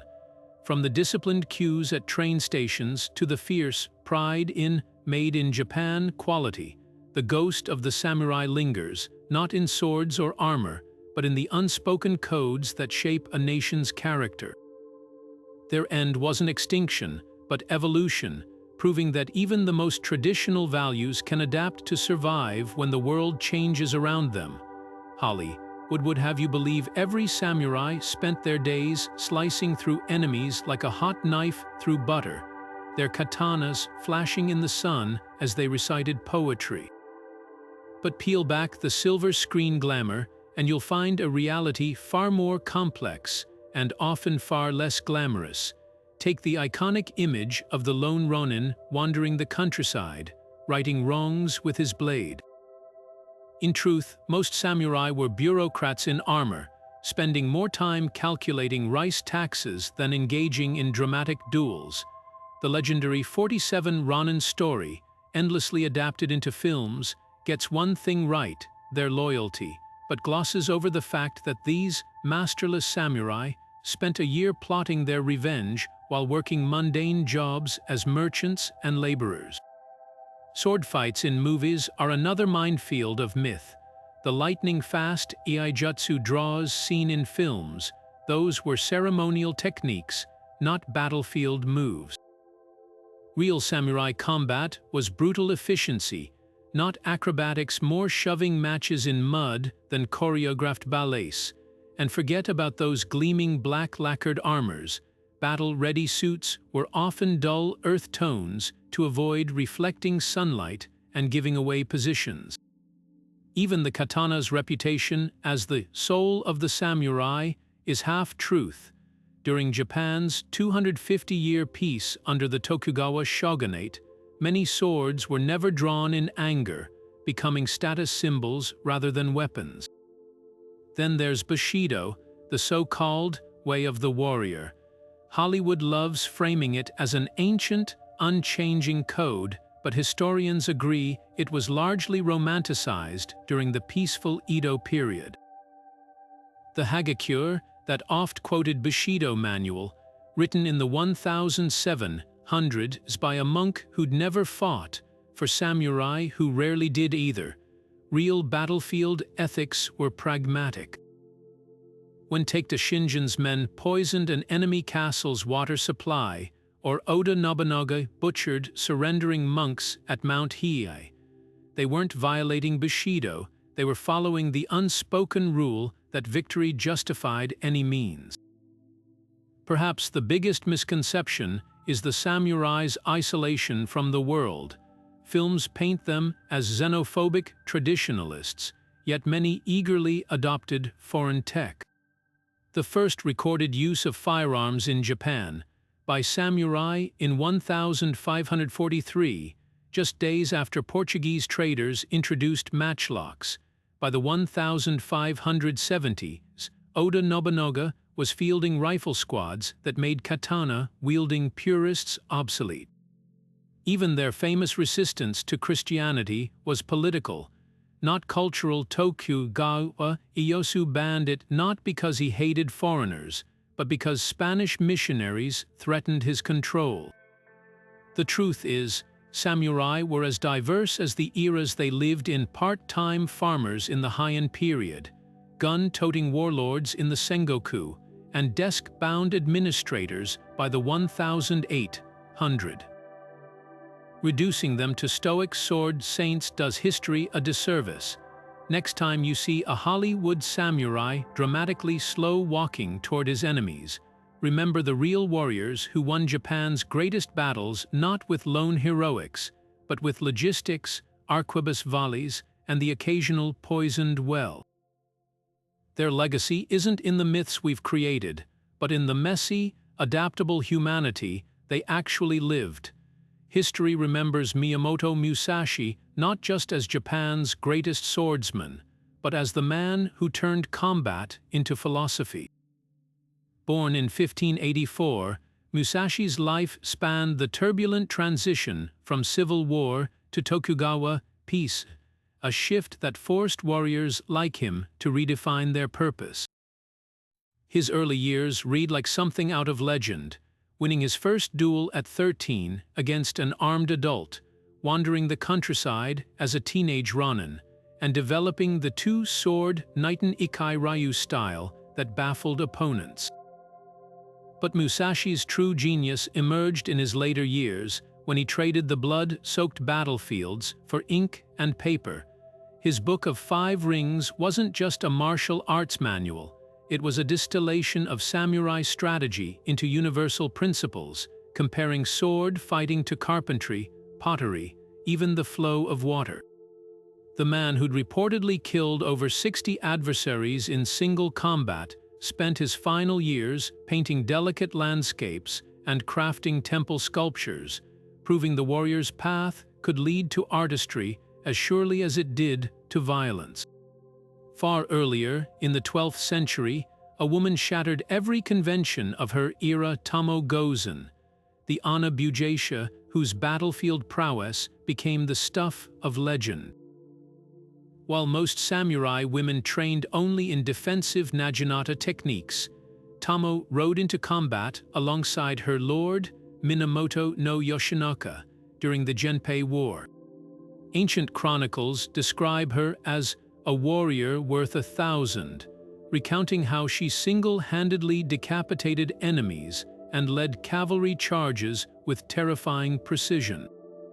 Her most famous exploit came at the Battle of Owazu, where she allegedly unhorsed and beheaded the mighty samurai Uchida Iyoshi before disappearing into history, either dying alongside Yoshinoka or, according to folklore, retiring to a nunnery. Tomo's existence forces us to reconsider samurai history. While later Edo period norms confined women to domestic roles, the chaotic earlier eras allowed exceptions like her to prove that martial brilliance knew no gender. Then there's Seigo Takamori, the tragic last samurai whose life book ended the warrior caste's demise.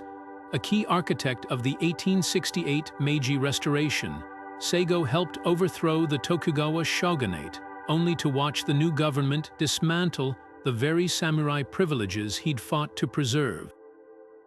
His rebellion in 1877 wasn't just a revolt, it was a poetically futile stand against industrialization, leading poorly armed traditionalists against imperial troops with modern rifles.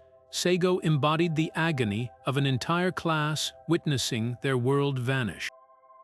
His death seppuku on a moonlit hillside after the Battle of Shiroyama became instant legend, immortalized in woodblock prints that transformed him from rebel to martyr. Today, his bronze statue stands guard in Tokyo's Ueno Park, a silent reminder that even the mightiest warriors ultimately answer to the unstoppable tide of time. These three lives trace the samurai's arc from ascendance to obsolescence. Musashi thrived by adapting, Tomo defied expectations through sheer skill, and Seigo fell resisting change. Together, they remind us that samurai history was never monolithic. It was a tapestry woven from countless individual choices, each warrior leaving fingerprints on the blade of history that no amount of polishing can ever erase. Walk through Tokyo's Akihabara district today, and you'll spot samurai everywhere, not in flesh and blood, but in neon-lit video game arcades, manga store displays, and even soda commercials. This paradox defines modern Japan's relationship with its warrior past. The samurai are simultaneously relics and rock stars, their imagery stripped of historical bloodshed and repackaged as shorthand for discipline, coolness, and nostalgia. Tourist hubs like Kyoto's Samurai Kembu Theater offer carefully choreographed sword dances where visitors can dress in replica armor for Instagram snaps, while serious martial arts dojos teach centuries-old techniques to office workers seeking stress relief.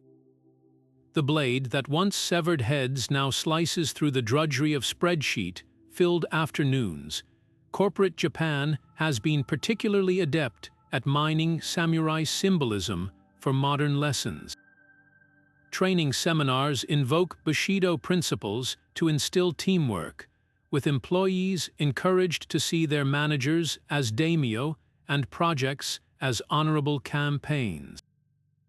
Mitsubishi's famed Seven Samurai management program doesn't teach swordplay, it frames business challenges through warlord strategies, quoting Sun Tzu alongside case studies from Toyota's factories. Even the language of meritocracy borrows from feudal roots. The term "shain" employee still carries echoes of the loyalty once demanded from retainers. This repurposing isn't always superficial.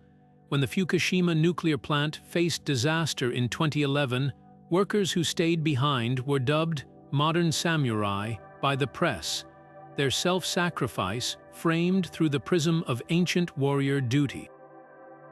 Yet the most fascinating transformations occur in pop culture. Games like Ghost of Tsushima and Nioh let players inhabit romanticized samurai fantasies, while NHK's annual Taiga dramas spin historical figures like Date Masamune into soap opera heroes. Anime and manga often twist the archetype, Rurouni Kenshin's pacifist swordsman, or Afro-samurai's hip-hop cyborg, prove the image is endlessly elastic. Even Hollywood gets in on the act, though the results make historians wince. When Tom Cruise played a wandering Ronin in The Last Samurai, the film fused 3 different historical periods into one aesthetic mush, proving Japan's warriors had become global blank canvases for whatever story needed telling. Beneath the commercialization lies a deeper cultural tension. Right-wing groups sometimes weaponize samurai imagery to promote nationalist agendas, while progressive activists reclaim figures like Sakamoto Ryoma as symbols of reform. Schools still teach Chushingura, the tale of the 47 loyal Ronin, but debate whether its message glorifies blind obedience or ethical resistance. Meanwhile, craftsmen keeping traditional sword making a live face a dilemma. Their art is designated a cultural treasure, but strict laws mean a functional katana takes years of paperwork to own. Perhaps the most telling modern samurai aren't in armor at all. The CEO bowing deeply after a product recall, the Olympic athlete pushing through injury, the manga artist painstakingly hand-inking pages, all channel aspects of the warrior ethos stripped of violence. In a nation that's embraced pacifism but still venerates discipline, the samurai live on as shapeshifters, their souls migrating from battlefields to boardrooms, from steel to pixels, forever finding new ways to embody the balance between razor's edge precision and poetic grace.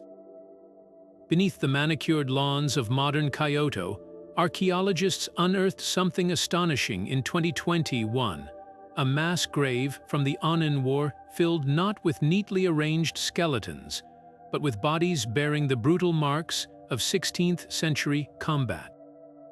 One skull showed the precise triangular hole left by a matchlock bullet, while another warrior's vertebrae were neatly split by a katana slash. These weren't the sanitized remains of legend. They were visceral proof that samurai warfare was as messy and horrific as any other conflict in history.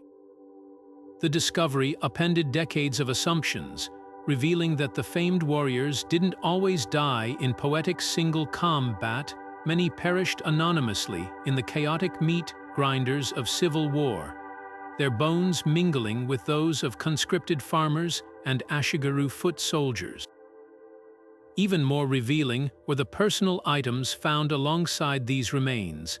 At a dig near Kamakura, researchers uncovered a waterlogged wooden box containing a warrior's writing set as inkstone still stained, his brushes frayed from last use. Nearby lay a shattered mirror, its silver backing etched with a prayer to Amaterasu, the sun goddess. These weren't the possessions of an idealized killing machine, but of a literate man who cared about his appearance and sought divine protection. Another groundbreaking find came from Heimji Castle's latrine, of all places where preserved fecal matter contained traces of expensive imported tea, proving some samurai had developed tastes far beyond their rustic reputation.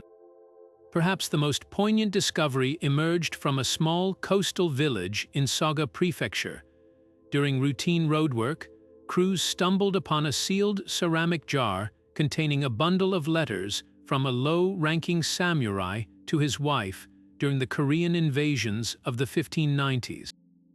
The ink had faded but remained legible. "The cold here bites worse than any sword," he wrote, describing how Korean guerrillas harassed their camps at night. In another passage, he fretted over his infant son's health, asking if the boy had finally cut his first tooth. These weren't the grand pronouncements of generals. They were the quiet anxieties of a man trapped between duty and longing, his humanity preserved in crumbling paper when his name had vanished from history.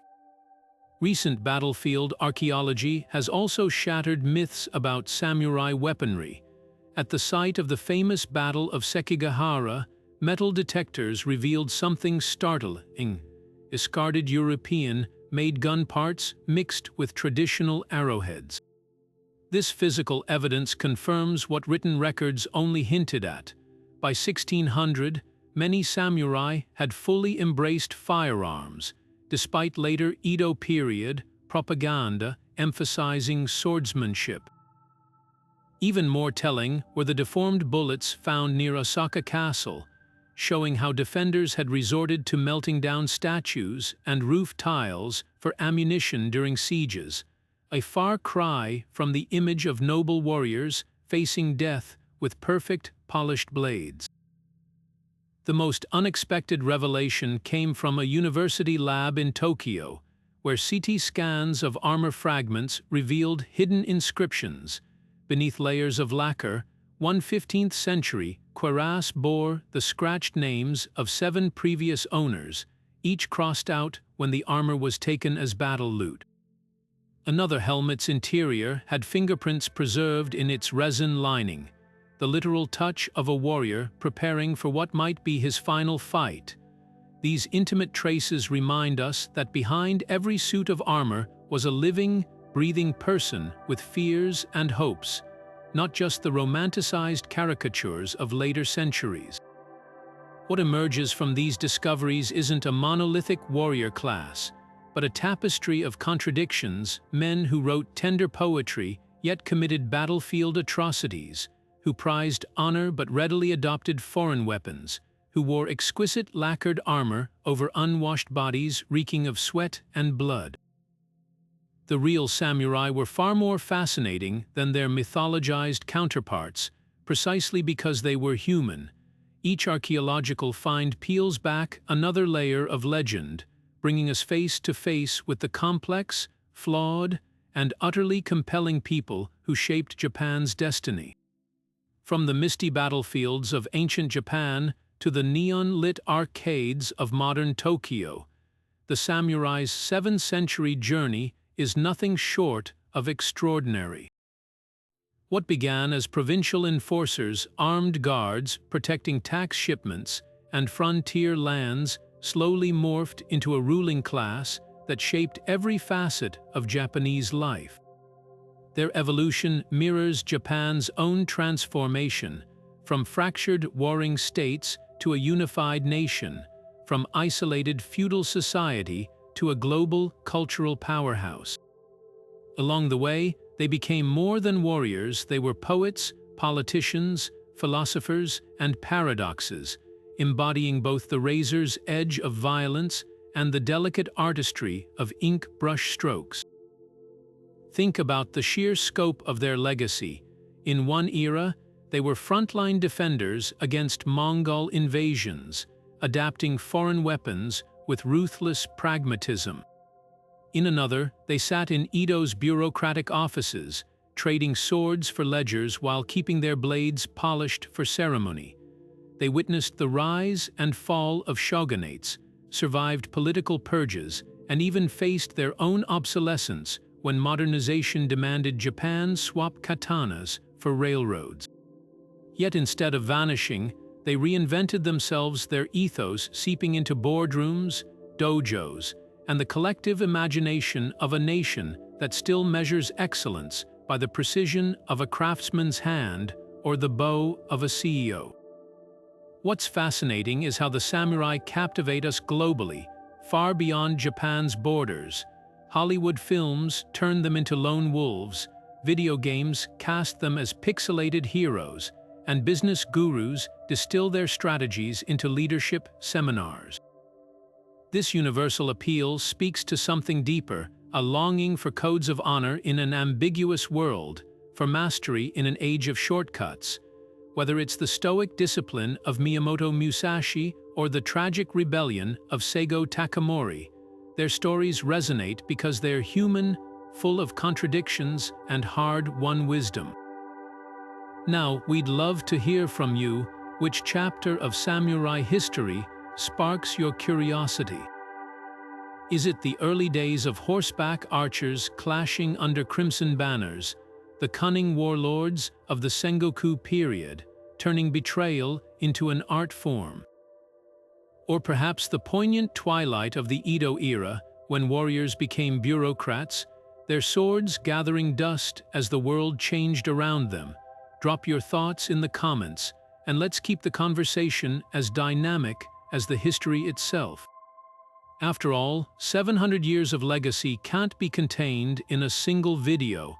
It's a saga that lives on in every retelling, every rediscovery, and every fresh perspective you bring to it.